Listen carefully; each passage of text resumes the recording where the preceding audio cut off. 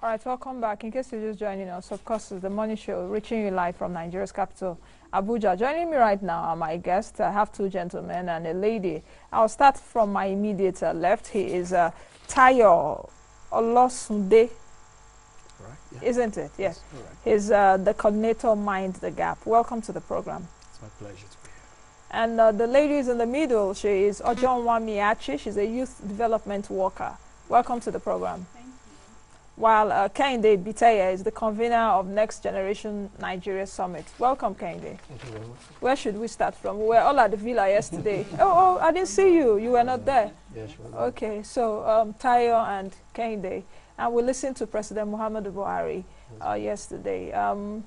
Yesterday, of course, for those that don't know, August 12th every year is celebrated all over the world as the International Youth Day. Yesterday's theme was Youth Civic Engagement. Yeah.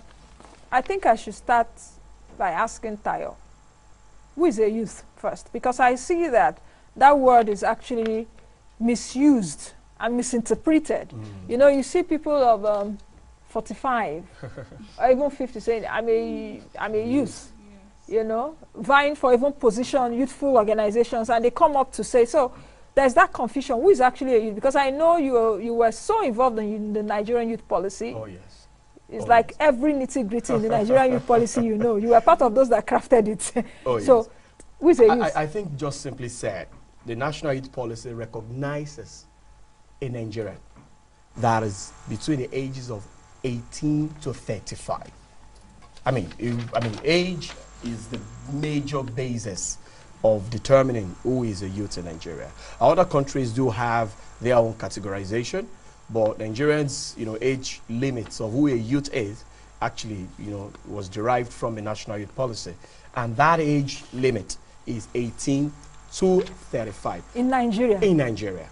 There are other continents, or other countries and other policy environment that recognize the age of 15 to 24. There are 18 some to 24. 18 to 24, you know. Some even do even as low as 21. Okay? But in Nigeria, because we're working more, you know, with the Commonwealth, you know, and the African Youth Charter, Nigeria more like situate our own age limit between age 18 to 35. And I mean, if you look at the Nigerian situation, you know, I think that is just fair enough.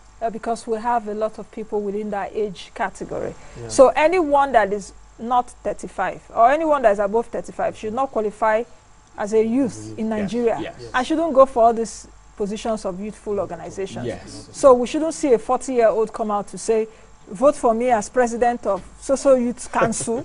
Yes. You know, I think, okay, I needed to bring that out.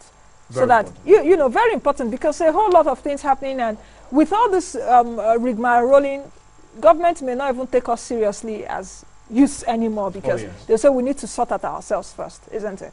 All right, so August 12th celebrated every year as the International Youth Day. President Buhari did speak yesterday after, you know, some young people spoke. He presented awards. A lot of young people doing very fantastic things all over the world. Nigerian youth, fantastic things all over the world. Are you encouraged, Kehinde? Sorry, I'll go to Kehinde. Are you encouraged and inspired by the narrative by President Muhammadu Buhari yesterday? Yeah, he gave a very good account of himself. Like I always say, I think I've studied so far his body language, and from a few, you know, instances, I've seen him, you know, reflect on the need to have young people participate in governance and to mainstream young people in governance. But beyond his statements or beyond his very inspiring speech, young people need to step up their game. We need to be, you know, a little bit more innovative. A whole lot is expected of us, considering the status that we are, and then keeping the vision 2020 in view.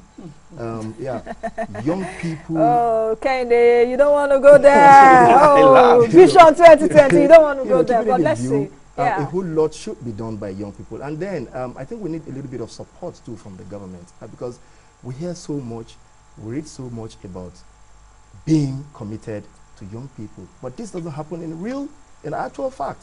I'm involved in a lot of advocacy. I convened the Next Generation Nigeria Summit. The summit this year is just around the corner.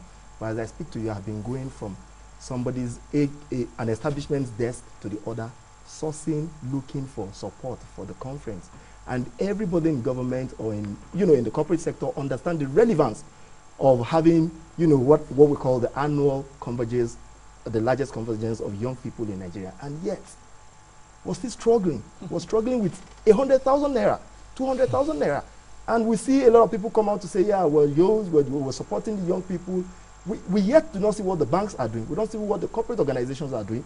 We don't see what the government establishments are doing. Is it that they are not doing, no, perhaps will that be a fair comment? Is it that they are not doing, or perhaps they are not doing enough? That's another, that's another issue. Well, I don't want to, to be honest with you, if I say they're doing enough, I'm not being fair with young people. I'm not representing young Nigerians by saying they'll be fair enough. I was at an event in Kaduna recently, the launch of Arewa Youth Forum with the Arewa Consultative Forum. There was a launch and I was invited. And I got talking and I explained, I said, Kaduna is known for, the Kaduna indigenes are known for playing football. They have a knack for playing football in Kaduna, soccer. I said, how come we do not have football fields around the streets of Kaduna being made by banks, by corporate organizations? What's their intervention? How are they intervening in what young people? America is what America is today because young American, for instance, let me take Michael Phelps.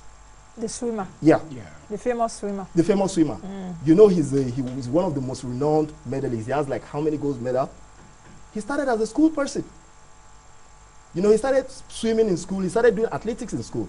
So look at the NBA. The NBA, the entering NBA is the transit to NBA is from schools, from grassroots sports. So what stops a bank from saying, Malali Kaduna, let me give you 2 football pitch, let me give you 2 table tennis courts, let me give you lawn tennis courts, for young people to be engaged in sports, so that we can be beyond what we see on Olympics. We can be celebrated as young people. So these are the avenues that we're looking at. So we don't wait until the government does it. The young people are already doing enough. In fact, the young people are doing more than enough. On record, we have it. You see statistics every day. You look at the informal sector, you see the performance of young people in the formal sector, and yet we still don't have cushion effect, from, the corporate sector okay. to okay, let me go to John. Do you think that, of course, with the transition to a new government and for what President Muhammadu Buhari said yesterday at the Villa, even for those that did not attend the event, of course, it's in the social media, it's everywhere now in the media, your newspapers and all of that, and you can read excerpts of what he said. He mentioned specifically that this administration will place a high premium. He said some few words that I took away yesterday. Do you think that, just like Kehinde has said, from his body language, because you can read a lot from someone's body language, for psychologists, I'm not one, but you can actually get it. Are you inspired, are you encouraged as a youth development worker that President Buhari will indeed place a premium on young people of Nigeria? Because he said yesterday that the youths played a vital role in 2015 elections. I believe that he will actually keep to his words because his body language, like Kehinde has said, says that. I believe so far, and they have been responsive to one of the major outlets where young people voice out their opinions, social media. They've been responsive, they respond, they've not been responding with negative comments. They find solutions to some of the problems that young people have voiced out. So that's already a sign that whatever he says, he's likely to keep. But hopefully, we'll see as the years go by. I know you work with the United Nations, isn't it? The UN. I'm a consultant. You're a consultant. Yes. With your work around the country, are you encouraged by perhaps what young people are doing? Or when you see some of those things, are you further saddened that there's a whole lot more for us to do? Because youthful unemployment in Nigeria is huge. Yes, there's a whole lot more for us to do. But you get inspired by the actions of a lot of young people, what young people are doing all around. This year's theme on civic engagement is actually something that we should take note of. Young people with little support, with little encouragement, are already doing a lot. They're making a lot of huge impact. They're creating community impact, and yes, and I think that if we key into it as a government, as a country, as civil society organizations, international development workers, we would achieve more results in the new set of development goals that are going to be launched in September. There's the SDGs. Yes, the SDGs. From the MDGs. I'll discuss that anyway in other editions of the program before we approach that. Okay, Mr. Tayo. I'd like to say something about the body language of the president. You want me to just... Yeah, go ahead. I think his presence yesterday already made a very big statement. And you can hear that from the goodwill message of the country representative of UNFPA. UNFPA, yeah. And that, hey, because your president is showing support, we are going to double our effort. I mean, and that is majorly what we need. We need the government to say, hey, guess what? The Nigerian youth, I recognize them. No, but I really want us to go deeper and think about, is it just the presence? Because you can be present at any event physically, but when you live there, your actions will trail you. The past President Jonathan, was known to like attend youth programs. If things are put together, you win, Shopee.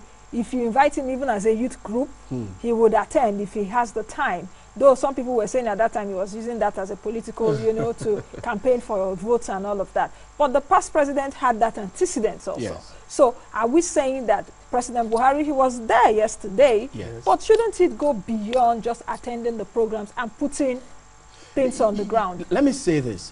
One thing about, endorsement, I wouldn't want to use the word endorsement because that's exactly what he did to the ministry, to the Nigerian youth, is what do we Nigerian youth do with that?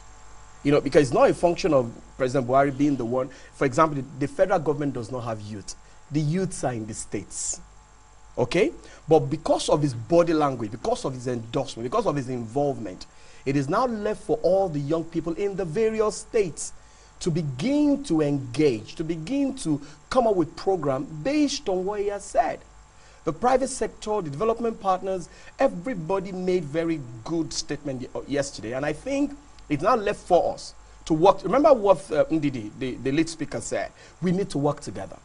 I mean, he said something about private sector support. I work with a lot of private sector guys, and I know the private sector do support youth program. Okay? But what we need to do is we need to realize that when the private sector support program, they have their own intentions. Do you understand? It's an economic issue. All right? And as we engage them, we must also ensure that their interest in terms of what is they protected. Intend, exactly. At the end of the day, it also deals with their bottom line. It's bottom line. Organizations, of course, are talking now about double bottom line, i.e., the impacts I make in the community, how does it directly impact on my bottom line? If you have 16 million people, they are your market. No brand that knows their onions we joke with engaging the young people. But what we need to do as people who are working in the youth space is to articulate our proposition in such a strong way that they will know that, okay, just like what she said, everybody says I'm a youth worker. Everybody. And because of the vulnerability of that demography, everybody says he's working for young people. But when you ask them how connected is what you are doing to the National Youth Policy, are you even registered with the Federal Ministry of Youth? Do you have other network where you engage, where you share opinion? I mean, you see a lot of NGIs. I call them non-governmental individuals. I mean, I've learned another one. Running around the street. Connect what you do with the youth policy. When you do that, connect with the ministry. So is there a vibrant youth policy? Oh, very strong one. Is it a very strong one? It is. Very strong one that clearly articulates. How strong is it, Mr. Tayo? Because perhaps some people may disagree with you. When we come to policy, we don't know if there is indeed a policy. Almost all sectors have policy: housing policy, food policy, gender policy, gender policy, youth policy. I think what we've not yet actually acclimatized ourselves to in this side of the climb is that every single thing you do as an individual, media, football, you must be policy focused. Because policy is meant to be implemented not just by government. That is the error. That is the mistake a lot of people make. When policies are rolled out, stakeholders in that industry should look at that policy and ask myself, okay, if this is the direction the government wants to go, based upon inputs they've gotten from us, how do we connect and mainstream what we do with policy? And that is one of the things, for example, in Mind the Gap, we try to do. We create a model that is called from policy to project, project to passion, passion to profit. Yeah. When you create a policy-focused intervention, project, programs, it is easily, it's possible, a lot possible for you to be able to connect with funding.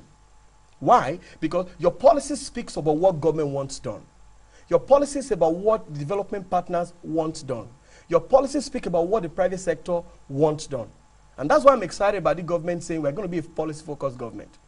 Which means that it's not going to be a cacophony of voices. Everybody just waking up anywhere and saying, hey, guess what? I'm doing youth work. Hey, tell me which one of the policy is this your intervention addressing?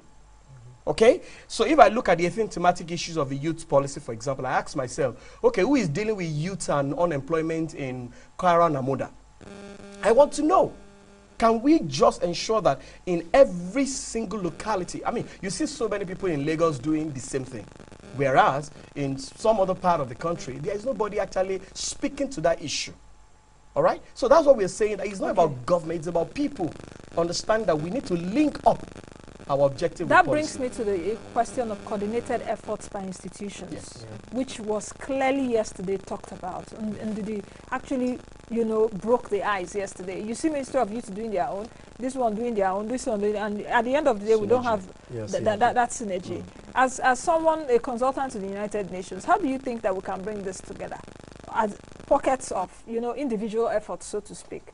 I think, yes, one of the problems that we've been having is that there's been lack of synergy, and how you can bring them together. You can have a roundtable that has CSOs, that has government, that has business, yes, civil society organizations, that has the private sector, that has community workers. Somehow you have to connect to the local communities. Exactly. Yes, that's what like you said, you're going to have another edition on that. The MDGs, they were not really localized. Communities did not see it as their own to implement. So if we all sit down here in Abuja every day, having meetings, not implementing at local level, not connecting to local level, then there's a problem with that. So yes, synergy is needed, and we need to work together. There are a lot of ways that we can work together now. There's the internet. I know internet is not everywhere yet, but at least at state level, there should be internet. But Nigeria is still the largest internet market. Yes, yes, it's still the internet. Yes. Largest market. Yes, it's how we use it, actually. Yeah. Yes, it's how a lot of people don't recognize that if whatever you do, if you don't have an internet presence, do you understand? It's just like you are winking in the dark. So yes, you can definitely achieve things with email. If it's somebody working on a particular issue at federal and state and local government, all communicate via email, there will be synergy. But if something is happening at federal level and then you're working on gender at federal level and you're not doing something, the person is working on health and another person is working on education, the state level is working on education and the local level is working on something else. How do you synergize these things to ensure that you are not duplicating effort? I think we should also look at the issue of this new administration. I've always said it on the program here that President Buhari has so much goodwill going for him right now, both in and outside. He just came back from the U.S. President Barack Obama endorsed him. Let me use your word. Endorsed him as a man. Endorsed him as a man of integrity. Inside Nigeria, he has so much political capital. He mentioned it yesterday. The youth actually played a vital role in getting him there, actually. You know, because he needed to see President Buhari, even during the campaigns, appeal to the sensibilities of the youths. He dressed in all sorts of attire. That was the first time I saw him on the talks with a bow tie, without his normal babariga, you know, and all of that. And those are the things that appeal to some of the young people. Do you think that this administration can harness the youthful population? It's like I don't want to say I'm a voice in the wilderness, because I know some others are with me. Nigeria is over 180 million right now. The last time I checked, 184 million. The large percentage of it, young people. By 2050, it's been adjudged that Nigeria will be third most populated country in the world. Yes. Will surpass US and the likes of them. Perhaps will be at the back of China and India. Yes. So that's a lot, either as an asset or a liability. Oh, I like that. So just to say this, President Buhari, I hope it doesn't look like we're pushing his brand, you know, further. But it's very important that we make mention of few things. President Buhari a few young people, or a lot of us, know how old President Buhari was when he became a governor, a military administrator. And we know how old he was when he became the Minister of Petroleum. And then the first time he ever became the head of state, Federal Republic of Nigeria. So now, going further, during his campaigns, there's something significant that he did that I know people are not maybe mindful of. That picture we saw of him and a little boy, that's one. Let me also make mention, Tunde Sabiu, he's not a very known person, but he's a very young person. I don't know if his age, I think Tunde, from his picture that I can see, I think he looks 25, 26. Tunde worked one-on-one with the president. I don't know his title, I don't know his position, but I know, even until yesterday, I saw him sitting next to Mr. President. He's a very, very young person. Who again am I going to mention? Debola Williams, some of us, we know him a lot. He was involved in a lot in the campaign for the presidency, like in the presidential elections campaign. He handled the social media. He's a very young person. So that vibrancy that he brought into the campaigns actually gave a lot of people, young people's hearts, to Buhari. Now, I'm going to make mention also of the office of the vice president. I've actually met and spoken to a few young people. For instance, I can make mention of Folusho Idumu. I met her. She works with the office of the vice president. She's a very young person. I've also exchanged emails with Ife Adebayo, Mohammed Brima. I know from the way we've exchanged emails, these are young people working very closely with the office of the vice president. So mentoring in itself. But the thing, we're also translating that youthful presence around the corridors of power to results. Yes. Yeah. Because you can have young people Yes. walking around the corridors of power, yet they don't have results. I hope you Yes. understand what I'm saying. Yes. We're talking about inputs and outputs. Yes. So to say, Yeah, I think we need to take opportunity of the body language that he has. So yes, as young people, you need to, like you said, align your policies with what is happening, what are their own goals. You can push for your own interest, that's for the interest of young people, and say, okay, from your agenda, this is missing, this is not missing. But as young people, we need to take that step. When last did you go to the Ministry of Youth, Federal Ministry of Youth? At state level, when last did you go to the Ministry of Youth and Development or Ministry of Women Affairs and Social Development? So these are important things. We need to take that step.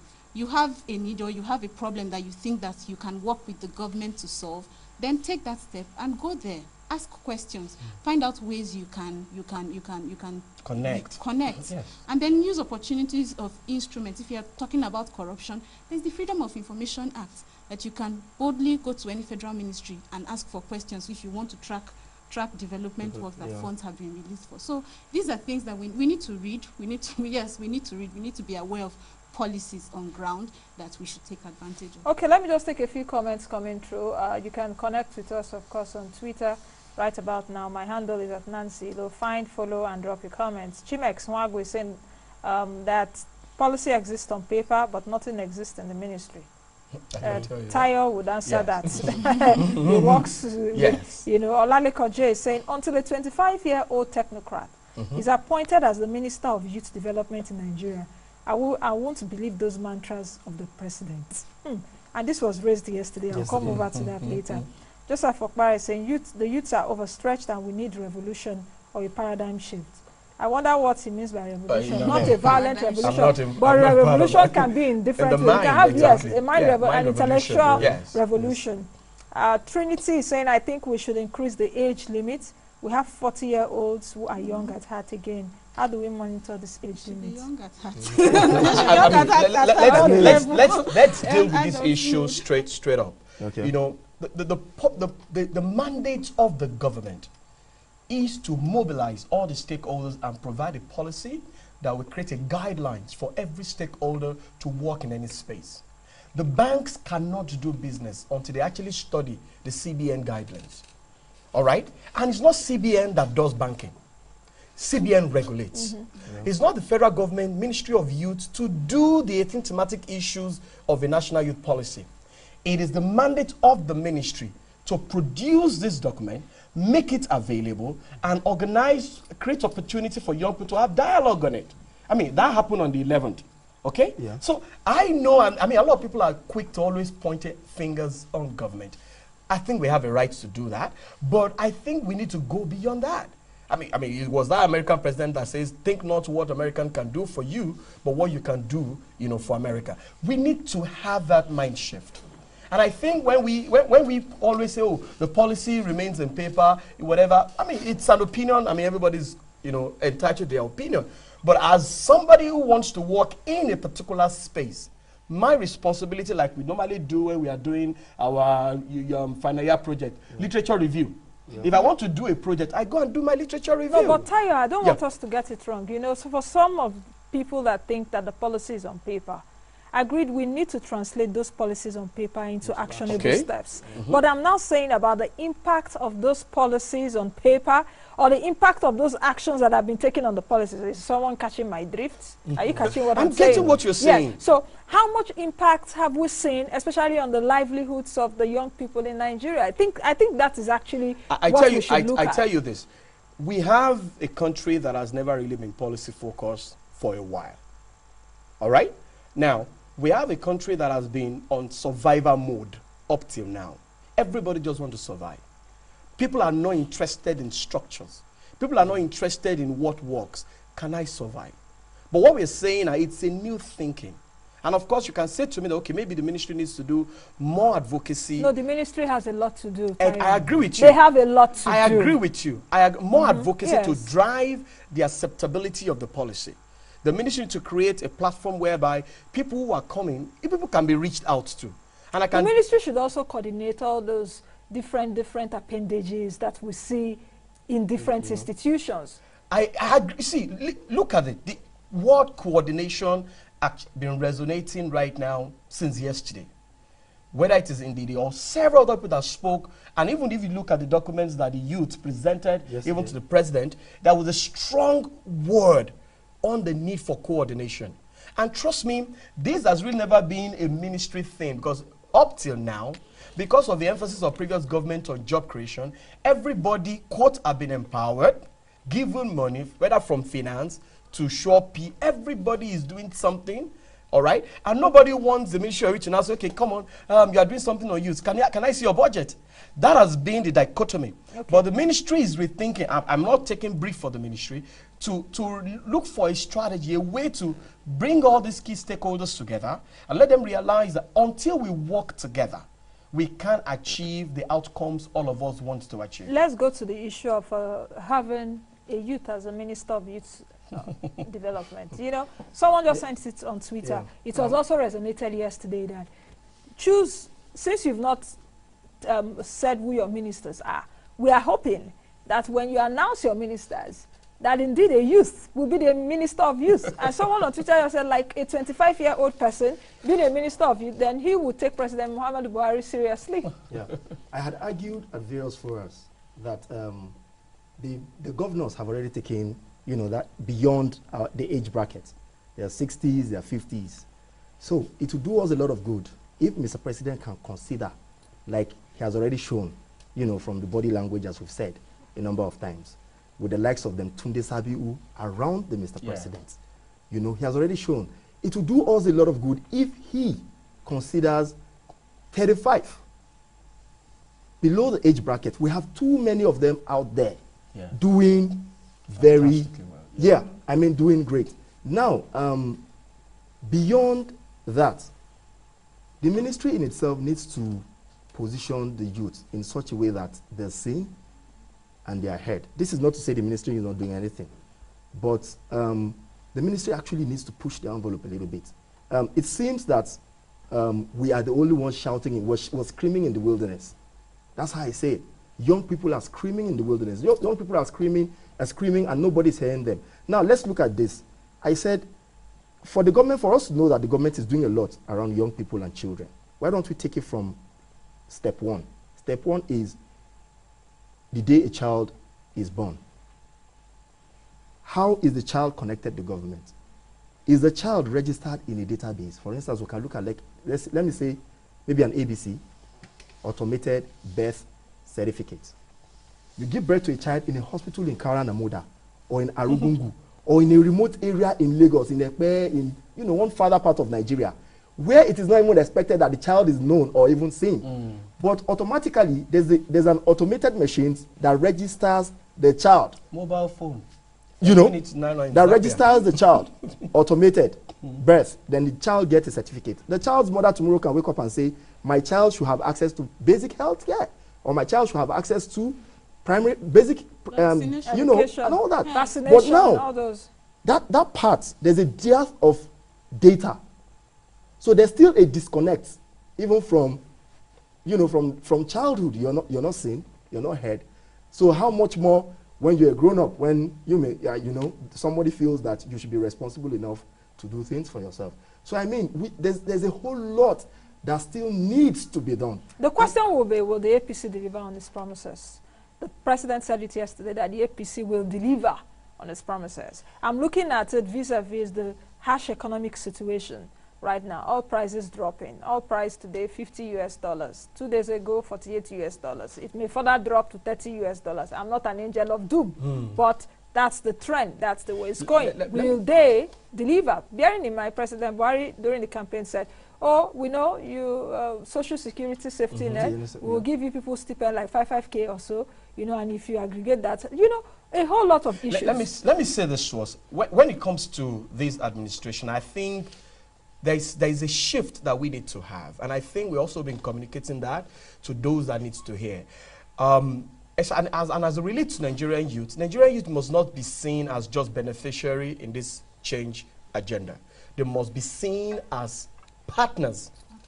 And what actors. And one of the things we are saying right now is that we should not wait. We cannot afford this government failing. So Nigerians must not always continue in the trend, oh, will he make it? He has to make it. We all have to work with him to ensure it works. And I say this to you. One of the things that this administration, by what we have seen so far, has provided is a platform where people can actually be themselves. Yeah. I mean, one of the guys that attended the program of Monday said, oh, my power situation in my business has gone up until the last 6 weeks. And everyone said, what do you mean?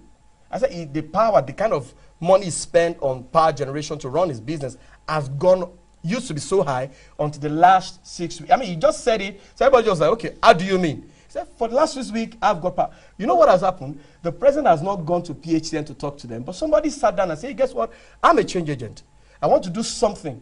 Oh, there's a leader at the top that is driving this change, even without saying anything. With the posture, you know, the king or just need to actually say the body language. But it goes a long way. Most of the time, for example, we had a refinery in Warri is working, refinery in Port. I mean, but those were turnaround maintenances that were done, that were being done in the past, even when President Jonathan was there. Unfortunately for us, I mean, there was a statement in the social media, for example, that has been said, Nigeria refinery might never work in the I mean, you know, there's that have been shared. But to hear that in 6 weeks, it wasn't because President Jonathan went there. Somebody just woke up and said, guess what? I need to do my part. And that's what we are saying. All of us need to wake up and begin to get engaged. My success as a person is going to be connected to finding an enabling environment where I can function. And I think that what I assume that this administration is trying to provide for in us. Closing, I would take your comments in closing. Kehinde, please. Yeah, just to add to what he has said in closing. Young people need to, in the community, in the rural areas, actually need to discover themselves. I was at a training that he sent me. You know, he directed us to, you know, a community impact training that I did in Benue State. I actually coordinated an entire region, and I was in Benue NYSC camp. And I was saying to young people at the camp, NY core members, I said, as against living here now, I'm going to search for a job in Port Harcourt, you know, in Kaduna, or you're traveling abroad to seek a job. 4 of you can merge yourselves together. Yes. 4 doctors, 4 nurses, you know, 4 business development, you know, guys around you here. Instead of going outside to look for a job, if 4 doctors come together in the youth service camp and say, we are staying in Benue State to start what we call medicine transit. Medicine in transit. You go from one village in Benue to the other every week, providing, you can even start by doing free healthcare. But they should need support. If they are coming, they shouldn't do it with their money. How would you support those set of young people? Support will come. Support will come, but the thing is just come together first. Is that what exactly? Yeah, support will come. And don't think of what the government will do. Just have some innovative ideas. That's what it is. Innovation. That's the word. Innovation. You know, take it from that point. You're a medical doctor. There are over 30 of you in an NYSC camp. Why leave Benue? Why leave Kwara? Why leave Kaduna and come to Abuja? Why remain where you are? And make impact. You know, create. And make impact. All right. Well, now we've talked about synergy, working together. We need to drive our force. And there's always something I like to tell young people. Have your elevator pitch. You don't know when you will meet, yes, you don't know when you will meet that key stakeholder that can turn things around. Have your elevator pitch, have your objectives, have your goals, have what you can offer. We are 4 doctors working together in so and so communities. How can you support? And this key stakeholder can be anybody. It can be a traditional ruler. It can be a faith-based ruler. It can be your imam. It can be your pastor. It can be anybody. Work with these people to ensure that the objectives of your country and the objectives of young people can be achieved. Okay, Tayo. Yeah, for me, I mean, I think we live in a youth-based economy. This is a youth economy. I mean, and if you have 60 to 70, growing to 18 million people who are buying things, who are spending money, who are buying clothes. Online, everything. Everybody. Everything is. No brand, no business person can ignore that demographic. No politician can ignore that demographic. No, anybody can. So we need to understand the power we have as young people. I'm far beyond. I'm above the age of 35, but guess what? I'm connected to that generation. We need to recognize that we have so much power that the politician, the economy, and all those, and let's find a way to work together and do something. I want to thank you for coming on the program today. Kendi Biteye, Ojon Wamayashi, Izunyashi. And of course, Tayo Olosunde. Pleasure. Thank you for coming. Of course, we started the conversation, so we'll widen it further. Thank you very much. All right, that's the much we can take. Thank you all for your tweets. Though Akideji is saying, please help me find out what happened to you win this year. No show. I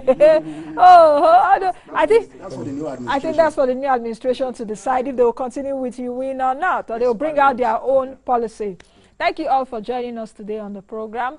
Please be the best you can be and be the change you want to see. I always say it on the show, the change doesn't only lie with APC and President Buhari. I've always said it even before they came into power.